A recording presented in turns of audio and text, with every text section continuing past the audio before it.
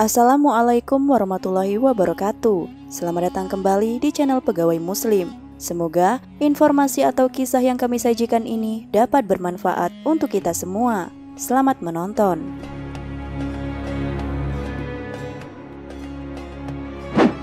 Dalam sebuah riwayat yang dinisbahkan kepada Sayyid Muhammad bin Alawi Al-Maliki, dikisahkan bahwa Nabi Muhammad sangat mencintai bangsa Indonesia. Berikut ini adalah kisah yang menceritakan bahwa Nabi pernah menyebut Indonesia. Ketika Sayyid Muhammad bin Alawi Al-Maliki dan Al-Alamah Al-Arif Billah Syekh Utsman bersama rombongan ulama lainnya berziarah ke makam Rasulullah SAW. Tiba-tiba, beliau diberikan kemampuan menyingkap hijab atau kasyaf oleh Allah Subhanahu wa Ta'ala, sehingga bisa berjumpa dengan Rasulullah SAW. Menurut penuturan Syarif Muhammad bin Alawi Al-Maliki, di belakang Nabi Muhammad SAW ada banyak orang yang berkerumunan. Kepada Rasulullah, Sayyid Muhammad Al-Maliki itu bertanya, "Ya Rasulullah, siapakah orang-orang itu?" Maka Rasulullah SAW pun menjawab, "Mereka adalah umatku yang sangat aku cintai." Di antara sekumpulan orang yang banyak itu, ada sebagian kelompok yang sangat banyak jumlahnya. Kemudian, Sayyid Muhammad bin Alawi Al-Maliki bertanya lagi, "Ya Rasulullah, siapakah mereka yang berkelompok sangat banyak itu?"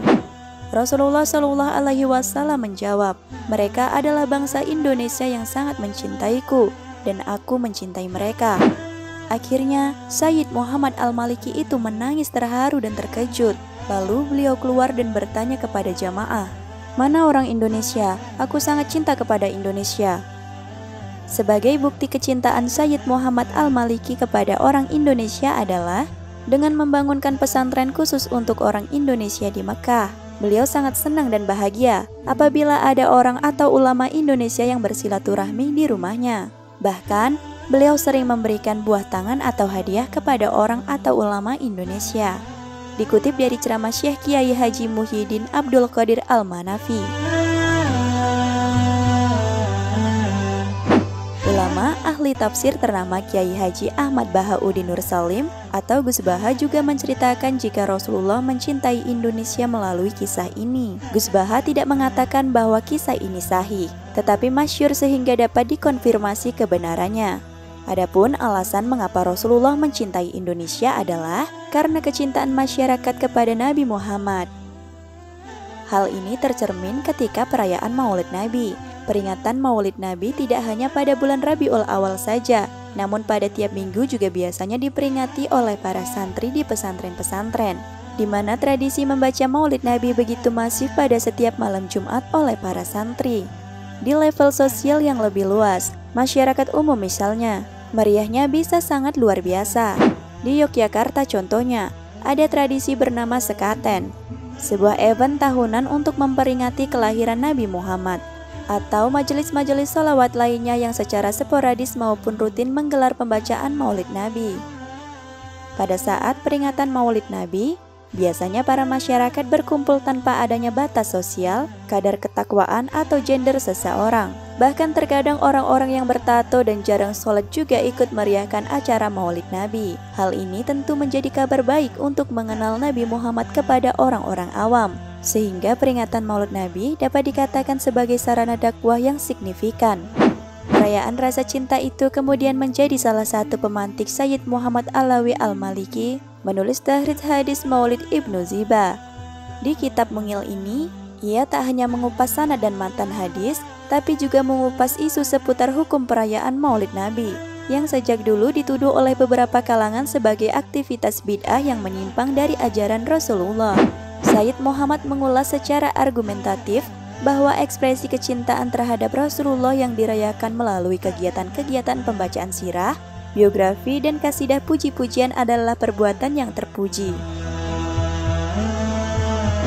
Ada beberapa kitab yang populer dibaca secara massal di Indonesia untuk mengekspresikan rasa cinta kepada Rasulullah. Pertama, Kitab Ik Al-Jauhar fi Maulid An-Nabi Al-Azhar, karangan Syekh Ja'far bin Husain bin Abdul Karim bin Muhammad Al-Barzanji, seorang ulama yang berasal dari kota Barzan, Kurdistan. Kitab ini di Indonesia lebih populer dengan sebutan Maulid Al-Barzanji.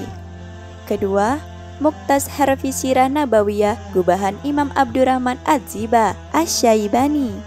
Ia merupakan ulama ahli hadis yang sangat tekun dan alim di bidang sejarah yang lahir di kota Zabid, Yaman. Banyak kalangan menyebut kitab ini dengan sebutan Maulid Ziba. Kitab ini tidak kalah populer dengan kitab Barzanji. Ketiga, Simtud Durar yang dianggit oleh Habib Ali bin Muhammad bin Husain Al-Habsyi. Konon Habib Ali hanya butuh waktu beberapa hari untuk merampungkan penulisannya. Keempat, Qasidah Burdah karya Syarafuddin Abu Abdillah Muhammad bin Zaid Al-Bushiri, seorang alim dari Alexandria yang hidup pada masa dinasti Ayyubiyah. Kitab ini berisi syair yang bernada puji-pujian terhadap Rasulullah. Kelima, Kitab Diyaul Lami. Kitab ini dikarang oleh Habib Umar bin Muhammad bin Salim bin Syekh Abu Bakar bin Salim. Ulama ini sampai sekarang masih sering berkunjung ke Indonesia. Ia mencatat rekor yang belum bisa ditandingi oleh pengarang lain yang menulis kitab pujian kepada Rasulullah. Ia merampungkan penulisan kitabnya dalam waktu tidak lebih dari 6 jam. Itulah kisah yang menceritakan bahwa Indonesia pernah disebut oleh Nabi Muhammad. Semoga perayaan Maulid Nabi terus menjadi sarana pemersatu sekaligus media dakwah menyebarkan agama Islam. Namun tradisi ini seringkali disalahpahami oleh sebagian umat Islam. Mereka mengatakan perayaan Maulid Nabi adalah ritual bid'ah, bahkan tidak jarang dituduh sebagai penyelewengan atas ajaran Islam. Padahal perayaan Maulid Nabi adalah salah satu cara mengingat kelahiran Nabi Muhammad, sehingga meningkatkan kecintaan kita kepada Rasulullah. Bahkan setiap nabi dengan gembira menantikan kelahiran Nabi Muhammad, termasuk Nabi Ibrahim dan Nabi Ismail. Wallahu a'lam bishawab.